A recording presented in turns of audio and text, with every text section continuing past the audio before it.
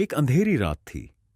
जंगल के बीचों बीच राजा विक्रमादित्य ने बेताल को कंधे पर उठाया और अपनी कसम के अनुसार उसे अपनी बातों में लगाए रखने के लिए कहानियां सुनाने को कहा। बेताल ने हंसते हुए कहा, राजन, आज मैं तुम्हें एक ऐसी कहानी सुनाऊंगा जो तुम्हारे धैर्य और बुद्धि की परीक्षा लेगी। अगर तुमने अंत में सही उत्तर नहीं दिया तो मैं फिर इस पेड़ पर लौट जाऊंगा। बेताल कहानी की शुरुआत करता है। किसी समय की बात है, उज्जैनी के पास एक छोटे से गांव में एक सुंदर और चतुर युवती मंजरी रहती थी। मंजरी की बुद्धिमत्ता और रहस्यमय स्वभाव के कारण लोग उससे डरते थे, लेकिन कुछ लोग उसे जादूगरनी भी कहते थे। गांव में एक दिन अचानक लोगों को अपने घरों से सोने चांदी की चीजें गायब होने लगीं।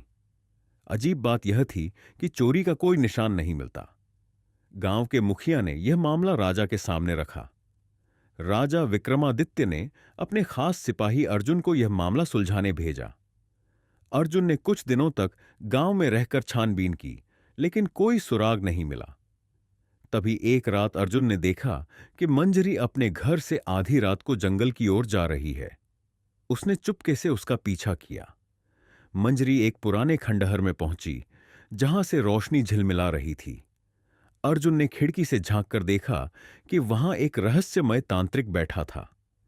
तांत्रिक के सामने मंजरी झुकी हुई थी और वह तांत्रिक किसी तांत्रिक विद्या का प्रयोग कर रहा था। अर्जुन को शक हुआ कि यही तांत्रिक चोरी के पीछे है। अगले दिन मंजरी गांव वापस आ गई, लेकिन अर्जुन ने राजा को सब कुछ बताया। राजा ने योजना बनाई और उस रात खुद जंगल के खंडहर में पहुंचा।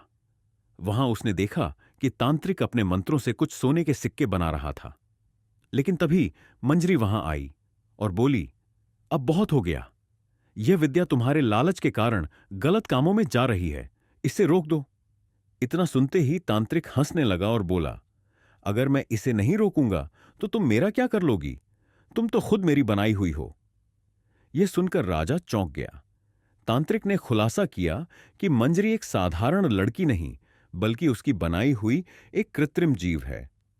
राजा विक्रमादित्य ने तांत्रिक को पकड़ने की कोशिश की, लेकिन तांत्रिक ने मंत्रों से पूरे खंडहर को आग में बदल दिया और गायब हो गया। मंजरी ने राजा की जान बचाई और कहा, मैं इस संसार में अब और नहीं रह सकती, क्योंकि मेरा अस्तित्व ही एक झूठ है। यह कहकर वह भी गायब हो गई। बेताल ने राजा से पूछा, राजन, मंजरी ने तांत्रिक के लिए काम किया, फिर भी उसने राजा की मदद क्यों की? क्या उसका प्यार सच्चा था या यह केवल उसकी बनाई हुई विद्या का प्रभाव था? राजा सोच में पड़ गया, लेकिन अंत में उसने उत्तर दिया, मंजरी का प्यार सच्चा था, क्योंकि कोई भी कृत्रिम वस्तु इतनी गहराई से सोच और महसूस नहीं कर सकती। उसने अपने निर्माता के खिलाफ जाकर सही और गलत का निर्णय लिया।